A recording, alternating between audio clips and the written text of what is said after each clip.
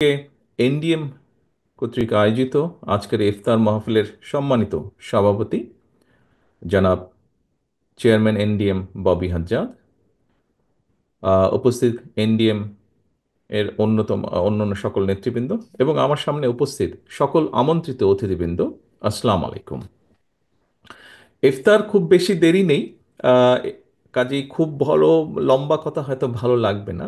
আমার আগে বিভিন্ন ব্যক্তিবর্গ বক্তব্য রেখেছেন।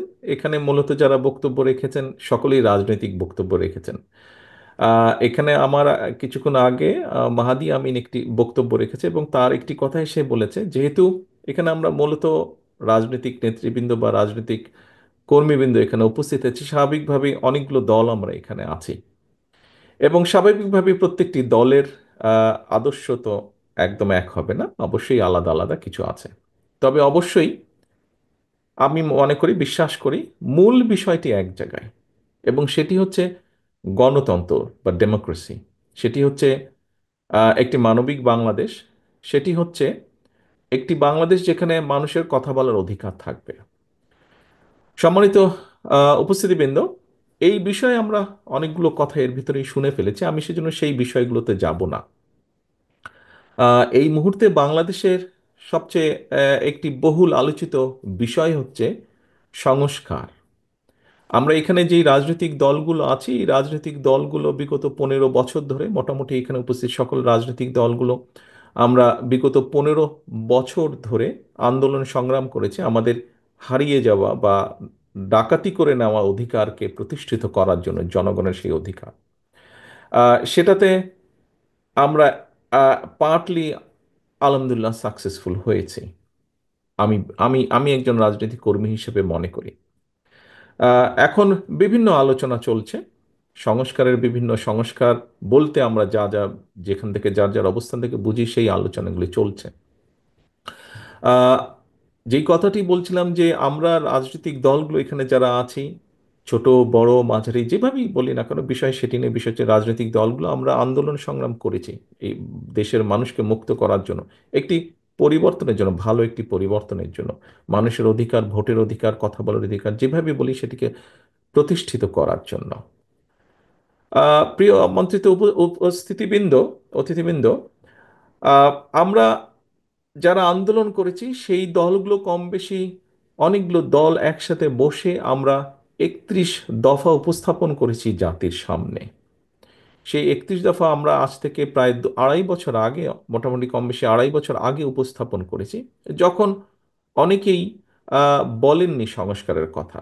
আমরা যেই স্বৈরাচারের বিরুদ্ধে আমাদের দলগুলোর শত শত হাজারো নেতাকর্মী গুম খুনের শিকার হয়েছে, অত্যাচারিত নির্যাতন হয়েছে, সেই সেই স্বৈরাচারের বিরুদ্ধে রক্তচক্ষুকে উপেক্ষা করে আমরা সংস্কারের প্রস্তাব জাতির সামনে উপস্থাপন করেছি।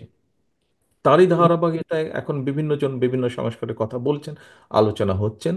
আমরা যেহেতু প্রথম উপস্থাপন করেছি 2.5 বছর আগে, আমরা তারপরেও এটিকে ওয়েলকাম করি। অবশ্যই জাতির ভালোর জন্য, মানুষের ভালোর জন্য, দেশের ভালোর জন্য যে কোনো বিষয়ে আলোচনা হতেই পারে। তবে এখানে একজন রাজনৈতিক কর্মী হিসাবে, একজন অ্যাক্টিভিস্ট হিসাবে আমি মনে করি কতগুলো বিষয়, অর্থাৎ আমাদের যে রাজনীতি, রাজনীতি আমাদের মূল লক্ষ্য কি? মূল লক্ষ্যই হচ্ছে জনগণ এবং দেশ। সংস্কার আপনারা যদি খেয়াল করে দেখেন, এই মুহূর্তে সংস্কারের যে আলোচনা, সংস্কার নিয়ে যে আলোচনা হচ্ছে, অবশ্যই এটি প্রয়োজন আছে, অবশ্যই এটি প্রয়োজন আছে। আহ, বাংলাদেশের যে সংসদ ব্যবস্থা, সংসদীয় ব্যবস্থা, এটি এক কক্ষ আছে, এটি দ্বিকক্ষ হলে কি কি ভালো হতে পারে, সেটি নিয়ে আলোচনা হচ্ছে। সেটির পক্ষে বিপক্ষে সবই মতামত আছে। একজন ব্যক্তি দুবারের বেশি প্রধানমন্ত্রী, পরপর দুবারের বেশি প্রধানমন্ত্রী হওয়া উচিত নয়।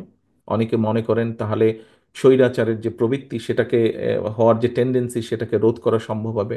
অবশ্যই এই প্রস্তাবনা বিএনপির পক্ষ থেকেই সর্বপ্রথম গিয়েছে, এটি নিয়ে আলোচনা হচ্ছে, হয়েছে। তত্ত্বাবধায়ক সরকার ব্যবস্থা নিয়ে আলোচনা হচ্ছে, হয়েছে। আমরা বলেছি আমরা ইনশাল্লাহ জনসমর্থন পেলে, সরকার গঠনে সক্ষম হলে বিএনপি এই কাজগুলো করবে যেগুলো জনগণের চাহিদা, সাংবিধানিক দৃষ্টিকোণ থেকে। রাষ্ট্রপতি প্রধানমন্ত্রীর ক্ষমতার ভারসাম্যর বিষয়ে আলোচনা হচ্ছে, হয়েছে, প্রস্তাবনা এসেছে, এই বিষয়গুলো চিন্তা ভাবনা হয়েছে। কিন্তু একটু আগে যে কথাটি বললাম, আমরা রাজনীতি করি কাকে ঘিরে? রাজনীতিতে করি এই জনগণকে ঘিরে, এই দেশের জনগণকে ঘিরে। আমরা রাজনৈতিক দলগুলো শুধু এইগুলার ব্যাপারে প্রস্তাবনা দিয়েছি, দেওয়াটাই উচিত, দেওয়াটাই স্বাভাবিক। কিন্তু কেন আমরা রাজনৈতিক দলগুলোর অবস্থান থেকে আরো কিছু বিষয়ে প্রস্তাবনা উপস্থাপন করছি না? আমি তো মনে করি একজন রাজনৈতিক কর্মী হিসাবে যে সমান গুরুত্বপূর্ণ ক্ষেত্র বিশেষে আমরা যেগুলো নিয়ে আলোচনা করি তার থেকে দুই চারটি আমি আপনাদের সামনে উল্লেখ করতে চাই। ক্ষেত্র বিশেষে সেগুলো আরো গুরুত্বপূর্ণ। যেমন এই মুহূর্তে যদি আমরা পত্রিকা খুলি, পত্রিকায় আমরা, টেলিভিশনের পর্দায়, পত্রিকার পাতায় কি দেখি? আমরা দেখি নিত্য প্রয়োজনীয় দ্রব্যের বা নিত্য প্রয়োজনীয় যে কোনো জিনিস, সেটি খাবার জিনিস হোক, পোশাক আশাক হোক, যেটাই হোক, মানুষের যেটা নিত্য প্রয়োজনীয় বিষয়, সেটি নিয়ে কি পরিমাণ কষ্ট যন্ত্রণায় আছে এদেশের অধিকাংশ মানুষ। আমরা কেন রাজনৈতিক দলগুলো ডিবেট করছি না যে জনগণের রায় আমার পক্ষে আসলে আমি কিভাবে এই ব্যবস্থাটিকে হ্যান্ডেল করব, কিভাবে এই ব্যবস্থাটাকে ডিল করব, আমি কিভাবে নিত্য প্রয়োজনীয় যে দ্রব্য তার মূল্য আমি মানুষের সহনশীলতা ক্রয় সীমার ভেতরে রাখবো। এখন এটিকে যদি রাখতে হয় তাহলে আমাদেরকে বাজার ব্যবস্থাকে কিভাবে আমরা সাজাবো, এটিকে যদি তাই করতে হয় তাহলে কিভাবে উৎপাদন বাড়াবো আমরা, কেন আমরা এই বিষয়টা নিয়ে আলাপ করছি না? আমি মনে করি বাংলাদেশ জাতীয়তাবাদী দল তার পূর্ব অভিজ্ঞতা থেকে মনে করে যে এই বিষয়গুলো আমাদের অবশ্যই অ্যাড্রেস করা উচিত জাতির সামনে। শুধু তত্ত্বাবধায়ক সরকার ব্যবস্থা, শুধু সাংবিধানিক ব্যবস্থা, শুধু ভোটের ব্যবস্থা, বিভিন্ন ব্যবস্থা, সেগুলো যেরকম আলোচনা হওয়া উচিত, তার থেকে বেশি আলোচনা হওয়া উচিত বা সমান পরিমাণ অন্তত আলোচনা হওয়া উচিত কিভাবে মানুষের এই সমস্যার সমাধান করবে, কোন দল কিভাবে করবে। প্রিয় উপস্থিতিবৃন্দ, আমি মনে করি এই আলোচনা নিত্য প্রয়োজনীয় দ্রব্যের বিষয় যেমন উৎপাদন ব্যবস্থা, বাজার ব্যবস্থা, এটি নিয়ে যেরকম আলোচনা করা উচিত, এটি নিয়ে যেরকম প্রস্তাবনা থাকা উচিত, ডিবেট হওয়া উচিত বিভিন্ন রাজনৈতিক দলের মধ্যে, যে একজন নাগরিকের 20 কোটির প্রায়, আমরা সবাই জানি জনসংখ্যা কোনোভাবেই 20 কোটির কম নয় এই দেশে। 20 কোটি জনসংখ্যা বহুল একটি দেশের মানুষের একটি প্রাইমারি প্রয়োজন হচ্ছে মিনিমাম চিকিৎসা ব্যবস্থা। আমরা কেন আমাদের রাজনৈতিক দলগুলো চিকিৎসা ব্যবস্থা কিভাবে জনগণের মিনিমাম চিকিৎসা ব্যবস্থা আমরা নিশ্চিত করব, সেই বিষয়গুলো কেন আমরা তুলে ধরছি না? সেটি কি সংস্কার নয়? আমি যে বাজার ব্যবস্থা, যে উৎপাদন ব্যবস্থার কথা বলেছি, সেটি কি সংস্কার নয়? শুধু একজন ব্যক্তি পরপর দুইবারের বেশি প্রধানমন্ত্রী হবে না এইটি আইন করে রোধ করাটাই কি শুধু সংস্কার? শুধুমাত্র তত্ত্বাবধায়ক নির্বাচনের সময়, জাতীয় নির্বাচনের সময় তত্ত্বাবধায়ক সরকার ব্যবস্থা করতে হবে, অবশ্যই করতে হবে নিরপেক্ষ নির্বাচনে, কিন্তু সেটি কি শুধু সংস্কার? বাজারের ব্যবস্থা, চিকিৎসা ব্যবস্থা, এটি কি সংস্কার নয়? আমি তো একজন রাজনৈতিক কর্মী হিসেবে মনে করি এটিও সংস্কার ব্যবস্থা। আমাদের আমাদের ডাইরেকশন থাকতে হবে, আমাদের প্ল্যান থাকতে হবে, আমাদের তুলে ধরতে হবে জনগণের সামনে যে আমি জনগণের রায় যদি সমর্থন পাই, আমি চিকিৎসা ব্যবস্থার জন্য এই করতে চাই যেখানে জনগণের মিনিমাম চিকিৎসা সুবিধা দেওয়া সম্ভব হয়। প্রিয় আমন্ত্রিত অতিথিবৃন্দ, সংস্কারের তো আরেকটি বিষয় আছে। এই 20 কোটি মানুষের দেশে আমাদের ভবিষ্যৎ প্রজন্ম আছে। আমরা যদি আমাদের ভবিষ্যৎ প্রজন্মের সঠিক শিক্ষা ব্যবস্থা যদি গড়ে তুলতে সক্ষম না হই, তাহলে কি করে আমাদের পক্ষে সম্ভব এই দেশকে সামনে এগিয়ে নিয়ে যাওয়া, কি করে সম্ভব একটি সমৃদ্ধশালী দেশকে গড়ে তোলা? অবশ্যই আমাদের এই বিষয়ে ডিবেট থাকা উচিত। অন্তত এই বিষয়ে আমাদের শুধু ডিবেট নয়, প্রত্যেকটি দলের পক্ষ থেকে একটি কর্ম পরিকল্পনা থাকা উচিত যে আমরা কি ধরনের শিক্ষা ব্যবস্থা, আমরা বলি অনেক সময় বক্তব্যের মধ্যে বলি উৎপাদনমুখী শিক্ষা ব্যবস্থা। ফাইন, যদি উৎপাদনমুখী শিক্ষা ব্যবস্থা হয়ে থাকে তাহলে সেটি কি আরো একটু ডিটেইল আমাদেরকে করা উচিত। বিভিন্ন দলের উচিত হবে এটি একটি সংস্কার অবশ্যই, যে শিক্ষা ব্যবস্থাকে ঢেলে সাজানো বা শিক্ষা ব্যবস্থাকে আমরা কিভাবে দেখতে চাই। আমি আরেকটি সংস্কারের কথা বলতে চাই, প্রিয় সহকর্মীবৃন্দ বা প্রিয় আমন্ত্রিত অতিথিবৃন্দ।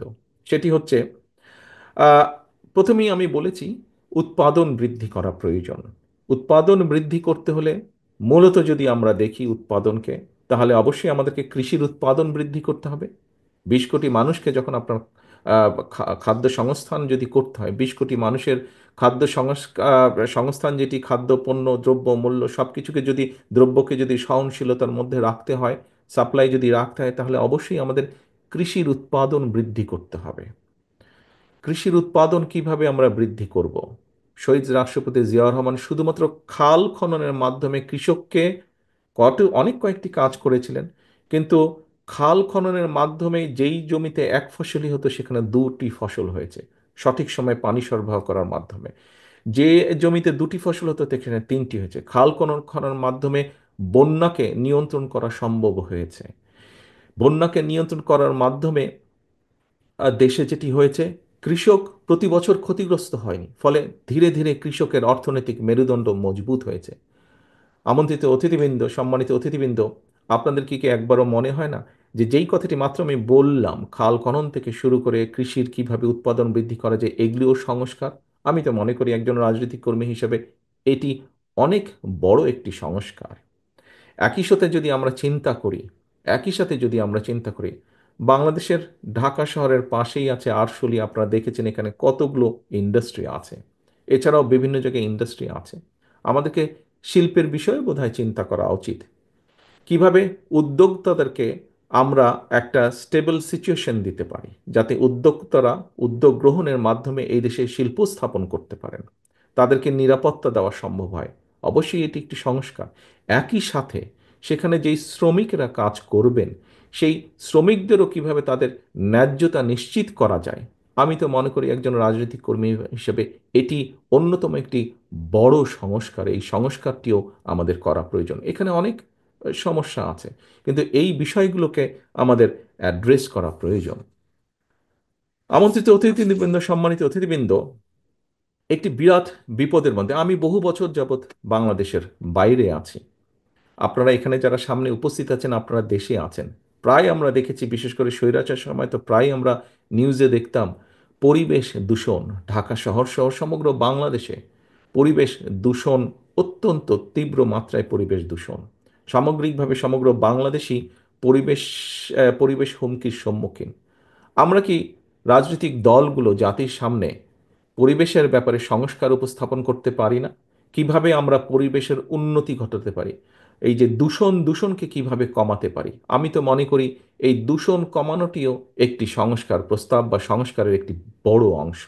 কারণ এই দূষণের কারণে প্রতি বছর লক্ষ লক্ষ শিশু, কোটি কোটি মানুষ অসুস্থ হয়ে যাচ্ছেন শারীরিকভাবে। সেটি পলিউশন, বিভিন্ন রকম পলিউশন, শব্দ পলিউশন বলেন, সেটি ধোঁয়ার পলিউশন বলেন, ধুলাবালির পলিউশন বলেন, যেটি বলি না কেন, আমরা এই পলিউশন থেকে কিভাবে আমরা রাজধানী সহ সমগ্র দেশকে রক্ষা করতে পারি, দেশের মানুষকে রক্ষা করতে পারি, এ ব্যাপারেও তো আমরা আমাদের পরিকল্পনা উপস্থাপন করতে পারি জাতির সামনে। প্রিয় সহকর্মীবৃন্দ, আরেকটি বড় বিষয় আপনাদের সামনে তুলে ধরতে চাই। আমি আমি মনে করি এটি অত্যন্ত গুরুত্বপূর্ণ একটি সংস্কার। এটি আমাদের রাজনৈতিক দলগুলো, যারা আমরা জনগণের রায় চাই, আমি তো মনে করি জনগণের সামনে আমাদের এ ব্যাপারেও এটিকেও সংস্কার প্রস্তাব বিবেচনার দরকার নেই। আমি তো মনে করি এটি সংস্কার প্রস্তাব। 20 কোটি মানুষ যদি আমরা ধরে নিই, 20 কোটি মানুষের প্রতিদিনের ব্যবহার্য পানি, কি পরিমাণ পানি প্রয়োজন হয়, প্রতিটি মানুষ কি তার ব্যবহারের জন্য যথেষ্ট পানি, পিওর পানি কি আমরা সরবরাহ করতে সক্ষম হচ্ছি? আমরা হয়তো হচ্ছি না। তাহলে এই 20 কোটি মানুষকে কিভাবে আমরা পানির, খাবার পানি বলেন, ব্যবহার্য পানি বলেন, মিনিমাম পিওর পানি আমরা তাদেরকে সরবরাহ করতে পারি? এটি কি একটি সংস্কার প্রস্তাব হতে পারে না? অবশ্যই এটি হতে পারে। আমরা কি চিন্তা করে দেখেছি, সারা বিশ্বে কিন্তু এখন পানি এবং পানির সাথে একই সাথে জ্বালানি, সেটি জ্বালানি বিভিন্নভাবেই হতে পারে, পেট্রোলিয়াম হতে পারে, গ্যাস হতে পারে, জ্বালানি একটি ক্রাইসিস আস্তে আস্তে তৈরি হচ্ছে সমগ্র পৃথিবীতে। 20 কোটি মানুষের জ্বালানি ব্যবস্থা কি হবে, কি কি হতে পারে, কিভাবে আমরা জ্বালানি কমফোর্ট দিতে পারি মানুষকে, সেটিও তো সংস্কার প্রস্তাব আমি মনে করি। এবং সে ব্যাপারেও আমাদের চিন্তা পরিকল্পনা জাতির সামনে উপস্থাপন করা উচিত। প্রিয় সহকর্মীবৃন্দ, আমাদের এই যে আপনাদের সামনে ইফতারের আর বেশিক্ষণ সময় নেই, আমি বক্তব্য বাড়াবো না। আমি এখানে উপস্থিত যারা রাজনীতিবিদ আছেন, সকলকে আমি অনুরোধ করব, আসুন জনগণের এই বিষয়গুলোর ব্যাপারেও আমরা চিন্তা করি, কথা বলি। আমাদের এই ব্যাপারেও আমাদের কি কি সংস্কার আছে সেগুলো আমরা তুলে ধরার চেষ্টা করি। আমরা আমরা বাস্তবধর্মী সমালোচনা অবশ্যই করব একজন আরেকজনের, কিন্তু সমালোচনা করতে গিয়ে এমন পরিস্থিতিতে যাতে আমরা এসে না দাঁড়াই যেখানে আমরা জনগণের এই ইস্যুগুলোকে, দেশের এই ইস্যুগুলোকে আমরা অ্যাড্রেস করতে ভুলে যাব। আমাদের কাছে অন্য কিছু মুখ্য হয়ে যাবে, এগুলো গৌণ হয়ে যাবে। এটি যদি হয় তাহলে এই দেশের সম্ভাবনা সব শেষ হয়ে যাবে, নষ্ট হয়ে যেতে পারে।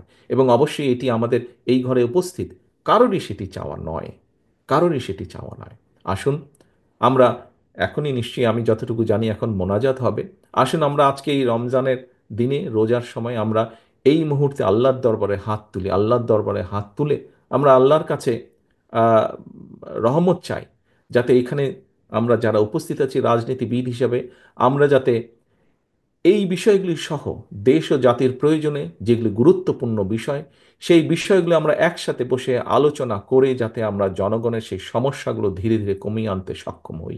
আল্লাহ যাতে আমাদেরকে সেই তৌফিক দেন, আল্লাহ যাতে আমাদেরকে সেই রহমত দেন, আমরা আল্লাহর কাছে সেই দোয়া চাই। আবারও আমি এনডিএমকে আজকে আমাকে এখানে আমন্ত্রণ জানানোর জন্য আন্তরিকভাবে তাদেরকে ধন্যবাদ জানাতে চাই। আমি আন্তরিকভাবে ধন্যবাদ জানাতে চাই জনাব ববি হাজ্জাজকে আমাকে আমন্ত্রণ জানানোর জন্য। সকলে ইনশাল্লাহ সুস্থ থাকবেন, সকলে ইনশাল্লাহ ভালো থাকবেন। আসসালামু আলাইকুম।